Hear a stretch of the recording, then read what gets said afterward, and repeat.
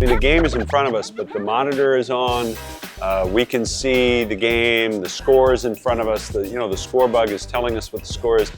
And sometimes it takes a real break to stop and say, and remember that the large majority of your audience is in a car. Try to bring in something different that makes him kind of go, during the broadcast. If I can get that, then it tends to start a conversation. That kind of keeps it somewhat interesting if the game is slow or whatever it might be. Hey, you guys were wearing, you guys call each other today with the Spectrum and the Vet, the old school venues. That's pretty awesome. I'm Gregg Murphy. I'm Sam Stafford. I'm Todd Zalecki. This is Ruben Amaro. I'm Jim Salisbury. Hi, this is Kate. Welcome to Phillies Nation, presented by Valley Forge Tourism. How do they do that?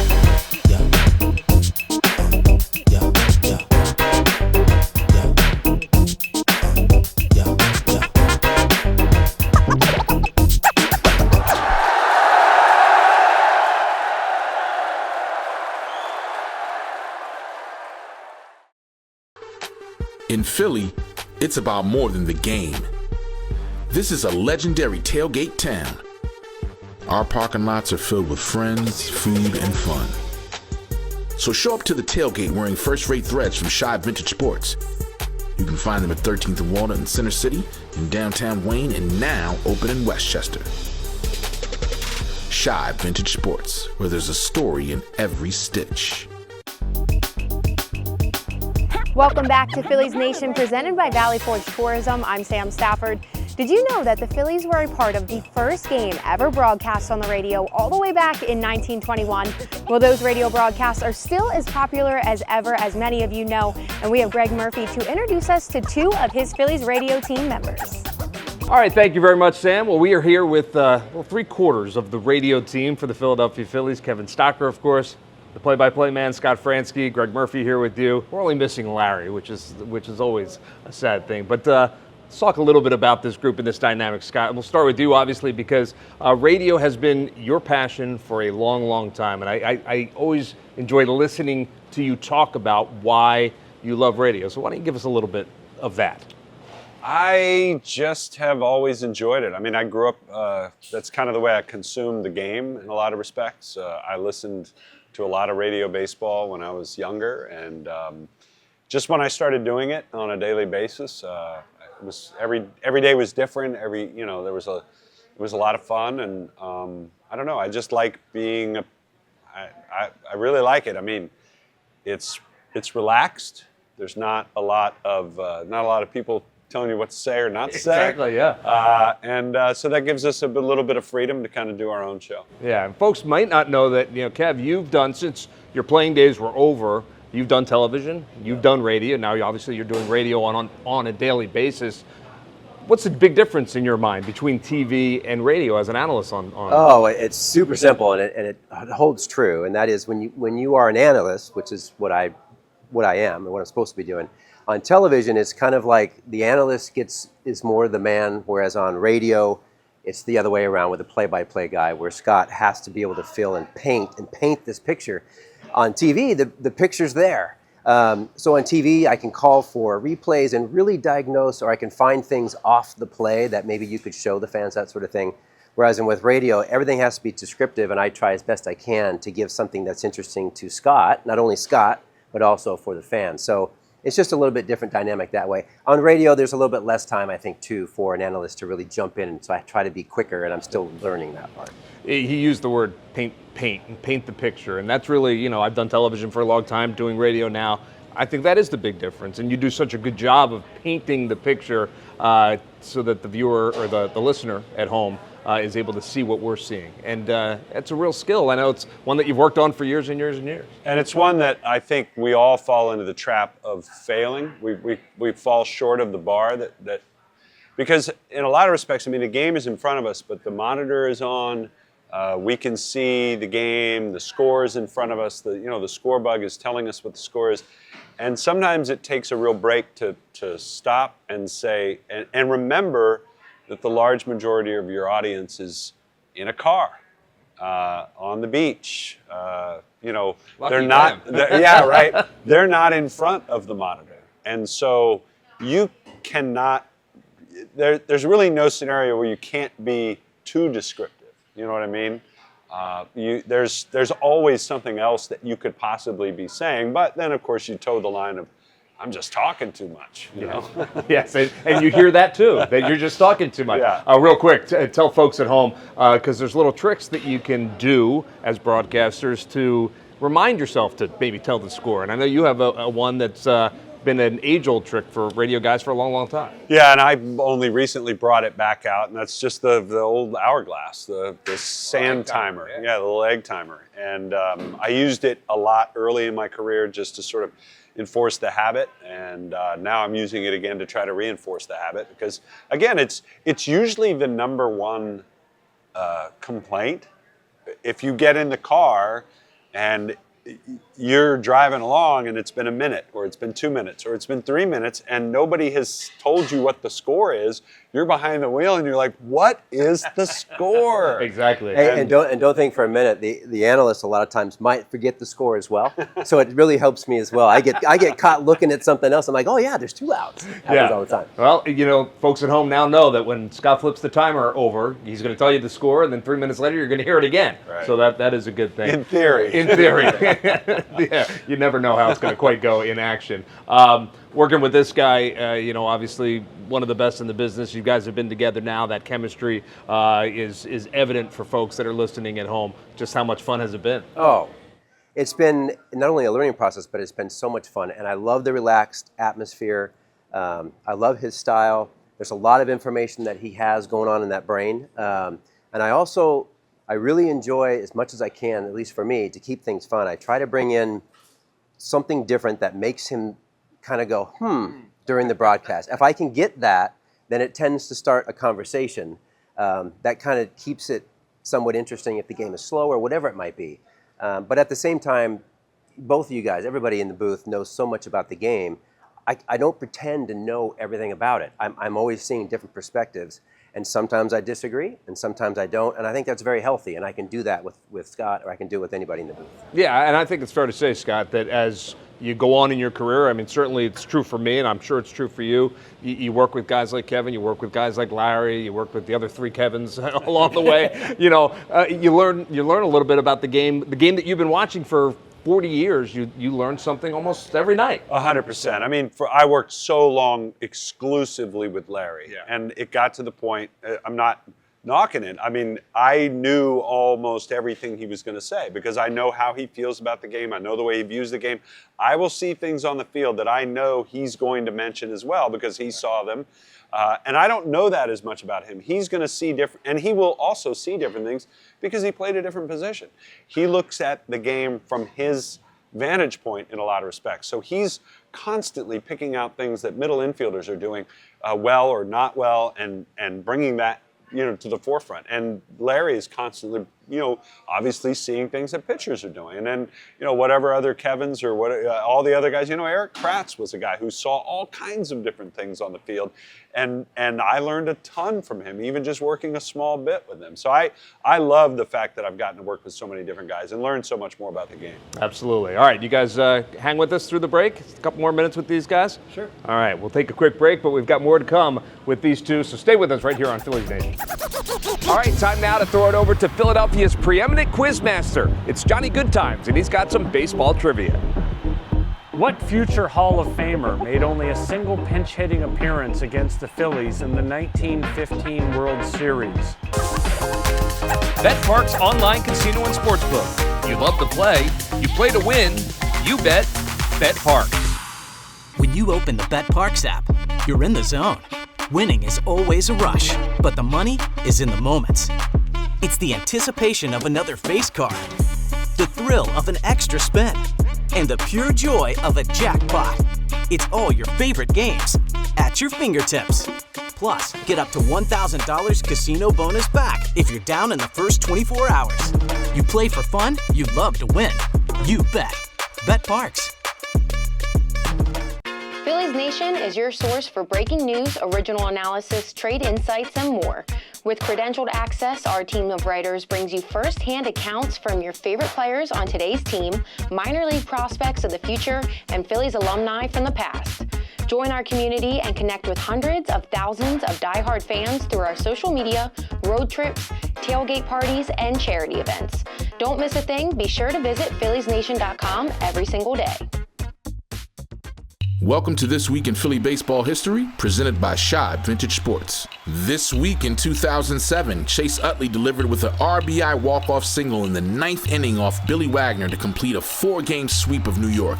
It was the 40th come-from-behind victory for the team to beat, who went on to win the division on the final day of the season. Celebrate more Philly sports history with clothing from Shibe Vintage Sports, where there's a story in every stitch. Visit them at 13th and Walnut Streets or at shibesports.com. What future Hall of Famer made only a single pinch-hitting appearance against the Phillies in the 1915 World Series? That was the then Boston Red Sox player, Babe Ruth. Well, welcome back to Phillies Nation, presented by Valley Forge Tourism. I'm here with Kevin Stocker, Scott Franzke, 3/4 of the radio team here for the Philadelphia Phillies, and talking great stories. Let me ask you, Stock, because you had a good major league career and then right into broadcasting after that? Did you go right into it? Yeah, so I retired officially. I retired twice, but I retired officially in 2002, right in there. And there was a new company that CSTV out of New York that asked me if I'd be interested in broadcasting. And of course I said no. And my wife looked right at me and said, you were going to go do that and try out. It was legitimate, just like that. So I flew all the way from Washington State all the way to New York for like a 15-minute sit down with a kid that was right out of Syracuse with a TV. I'd never done this before. It was kind of new for me. And I sat down and I did 2 innings of like a college game. So I didn't know names. I was making up names and just talking the game and so forth.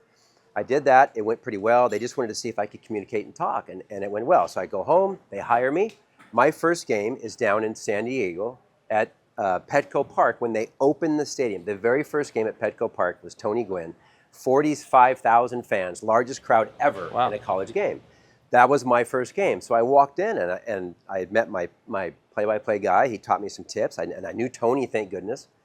So I got to go do the game and talk the game, and it went really well. And I'm like, this is great, 45,000. Next weekend, I'm at Pepperdine, outside on the bleachers, under a tent, doing a game with moms, dads, and girlfriends. That was how it went. TV's a glamorous business. That's how it started. And then I did that for almost 20 years before all the radio started. So yeah, so it was a great way to get initiated in. Yeah, when you figure it out, you slide over to radio. That's what it is. That's how it you works. figured it out early. Slide over. But for the rest of us, we figured it out. I've done plenty of minor league games with like 20 people in the stands. Oh, well, then I got you covered. Yeah, perfect. Yeah, folks don't maybe understand that. You spent many years down in the minor leagues kind of honing your craft and getting to the point where you could do a big league game. Well, I did, and I didn't spend as much time as a lot of other guys, fortunately. I had done a little bit of work with the Rangers radio network, and so they knew me, and there was an opportunity as an extra guy, filling guy. But yeah, I did 3 years in the minors, and it was great fun, but there were a lot of nights where you just had to sort of create your own energy because you're in Burlington, Iowa, and I'm not saying anything bad about Burlington, Iowa. There just weren't that many people at the games. There was no energy, there was no excitement in the crowd, so you kind of had to make that on your own. Yeah. All right, no problem finding energy inside this place, especially nowadays with the way this team has played over the last couple of years. You've had an opportunity to call some big moments. And, going back to 07, 08 as well, what are some of your fondest moments calling this game? I mean, they're all, it would be really hard for me to pick something out. The two I get asked about the most, of course, are Bryce Harper's home run against San Diego and then Jimmy Rollins' double off of Broxton. I mean, those are the two that people most comment to me about. But, something like Halliday's playoff no-hitter for me is, I just felt really good about everything that night. I felt really good about the whole broadcast, everything we did and everything we put on the air. And so, and to be only the second time it had ever happened in Major League history, that was pretty cool. It is pretty cool. Now, Stock, you look at it, I would imagine, from a different way. You played in a World Series, and now you're hopefully going to have an opportunity to call a couple of them as well. Just the excitement level for that second part of your career. Obviously, playing as a player is the ultimate, but getting a chance to be a broadcaster and doing it. Oh man, again, I've grown into this to see the other side of it. But as much as we are, at least for me, as much as I'm a broadcaster, I'm just that much of a fan, and so you tend to get emotionally involved with these games. And as a player, you're trying not to do that. You're trying to stay off this roller coaster of a ride. And as fans and broadcasters, we get on the roller coaster all the time. So it's really, but that's the beauty of it, of the passion. And as the season goes on, I'll never forget when we got to that World Series, and that was my rookie year. I mean, I'll never forget going here and so forth. The amount of broadcasters and press that showed up from horse and hound to whatever. I mean, it was crazy. So that excitement is just, you feel that in the broadcast booth as well. Granted, I can't go down there and do that anymore, but I certainly feel the plays. I feel the mistakes, and you feel the victories, and so that's a lot of fun. All right, before I let you guys go, we had Chris Wheeler on last week talking to him about a wide range of topics, but we were talking a little bit about broadcasting, and he said, there's one thing that he learned from Tim McCarver, and that was, as a guy that didn't play, and then, it's different for you, but as a guy that didn't play at the highest level, that fine line between criticizing effort versus ability. He said you can never criticize ability, but you can criticize effort. And I mean, is that kind of how you approach it when you see something that maybe doesn't look the way it should? Yeah, I think that's a fair way to look at it, without a doubt. And but Larry was always really good to me early in my career here, and he was the player and I was not. And he told me from the very beginning, he said, just because you didn't play the game at this level doesn't mean you can't be right about what you're seeing. Mm-hmm. You still see the game a certain way, you know how the game's supposed to work, and that means, the longer you do this, the more you're going to learn, the more you're going to see, the more you're going to be able to pick out and pinpoint. And he was always very encouraging to me and saying, look, I see it one way. It's kind of like what you said. You'll see it one way. I may see it another way. It doesn't make one of us right or one of us wrong. There are so many different ways to see the game of baseball and see the different things that are happening. But yeah, I mean, it is definitely, the ability thing is the effort is, I think, noticeable. Yes. But I think we also can go too far on that, because effort is more than just what happens from home to first. And that's the one that everybody sees. Guy doesn't run out of ground ball. That's what everybody sees. But there's, being with these guys day in and day out, there's so much effort that goes into everything they do behind the scenes that I try to make sure I don't forget the kind of work these guys are putting in at such a high level to try to perform on the field. No doubt about it. It's a good way to end it. Guys, thanks so much. Appreciate your time. Thanks, Mark. All right. And now, another crazy Philly sports story that you've never heard. The World Hockey Association's Philadelphia Blazers only lasted a year, but their disastrous first impression is worth remembering forever. After the Flyers shunned them out of the Spectrum, the World Hockey Association's Philadelphia Blazers found a home in the Civic Center in University City. 6,000 fans filed into the building for the team's inaugural home opener on Friday, October 13, 1972. Commemorative pucks were given to everyone in attendance. The first sign of trouble came during warm-ups as players complained about the poor ice surface. With the ice already beginning to cave in, the Zamboni arrived 40 minutes after the scheduled 7:30 puck drop. To the surprise of nobody, the weight of the Zamboni caused the ice to completely collapse. As Blazers team officials inspected the cracks, the fans threw their pucks onto the ice surface and booed mercifully. With the ice deemed unplayable, the game was called. Parks Casino. This is how you win. It's summer at Parks Casino, and the weather isn't the only thing that's hot. Slots are hot, table games are hot, sportsbook is hot, live entertainment and restaurants are sizzling hot. And check out the X Club. Join and instantly get $20 free slot play. Plus, we'll match your tiered card from another casino. It's time for some hot summer action at the #1 casino in Pennsylvania. And now 100% smoke-free. Parks Casino, this is how you win. I'm Rachel Riley from the Valley Forge Tourism and Convention Board. As a Phillies Nation partner, we're asking all of you to help us by contributing to our Freedom from Hunger drive this fall. We kicked off this fundraiser recently by serving folks in Norristown. There continues to be a critical need in the Montgomery County community due to the impact of the rising cost of food. This drive will run through the fall, the end of October, and will support over 70 food pantries and soup kitchens through the Monco Anti-Hunger Network. Our goal is to collect the monetary equivalent of over 90,000 pounds of food. So we're asking for your help to donate. Go to valleyforge.org/hunger Thank you so much. Welcome to Wheelhouse. I'm Geoff. I'm at our Westchester store today. I'm going to go over what you'll find when you open up a pack of baseball cards. Everyone knows the best part of opening a pack of baseball cards is not knowing what's inside. But let's talk about what could be inside. So most of the cards in the pack look the same, but what you really want to find is what's different. Many times we call them parallel cards, which could have different colors, different designs, and it could even be serial numbered. Occasionally, you could even pull autograph cards from your packs. This is what collectors refer to as a hit card. Another hit card you could pull is something called a patch or a relic card. Relic cards could have a piece of a player's jersey, bat, or even a base. For me, the best hit is pulling a rookie card with both a patch and an auto. Parallel, autograph, relic cards, they're meant to be harder to find, so always check the odds on the side of your box. So come by. We are open 7 days a week. Follow us on Instagram at Wheelhouse Cards or online at wheelhousecards.com. Go Phils!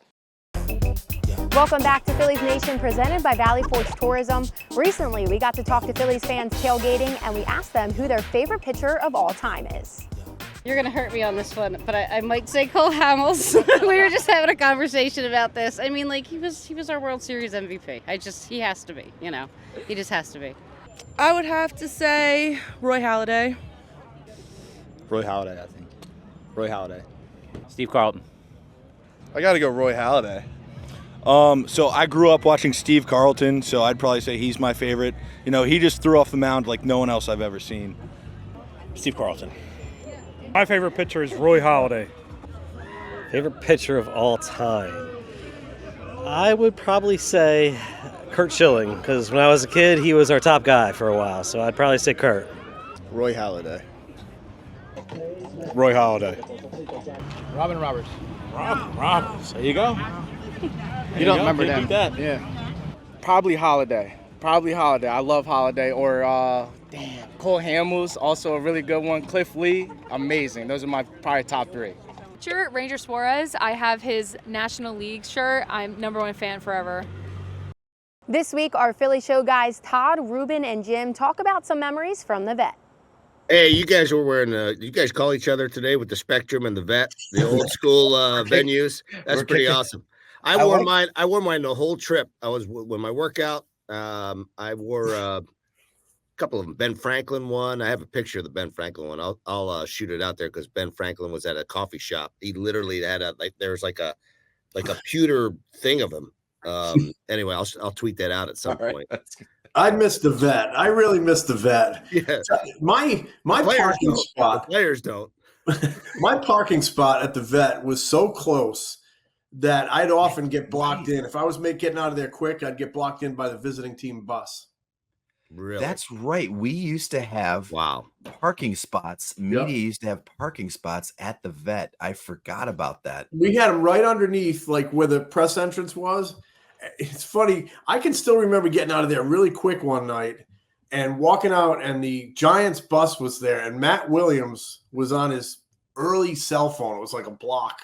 And I could see him in the bus, and I'm waiting for their bus to pull out so I can get out of my parking spot. That's funny. That is so funny. Hey, So I wrote. We sat at the vet. The foul balls. Oh my God, they would come screaming. So I wrote on my wall. I had the great fortune when I moved into the front office there, because I literally went from being on the field to the front office in '98. At the end of '98, and when we ended up blowing it up.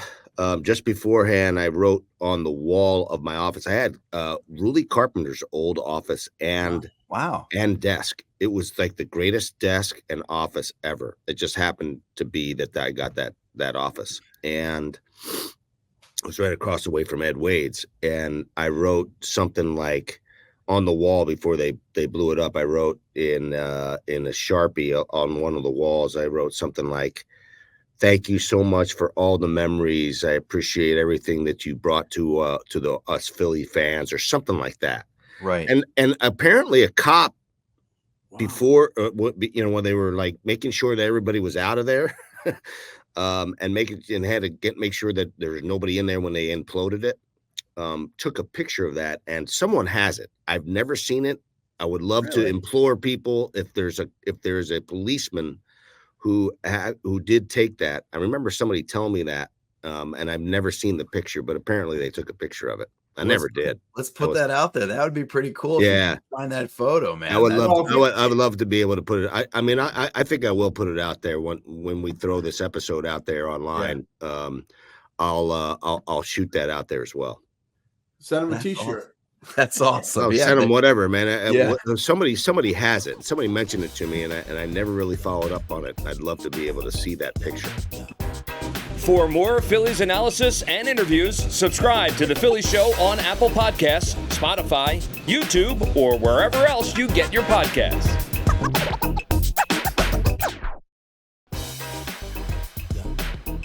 Welcome back to Phillies Nation, presented by Valley Forge Tourism. That's all we have for this week's show, and I'm sure we've all heard Scott Franzke, Kevin Stocker, and our very own Murph on those radio broadcasts for the Phillies games, so it was great to hear some of those experiences. For radio team member Gregg Murphy, I'm Sam Stafford, and we'll see you next week.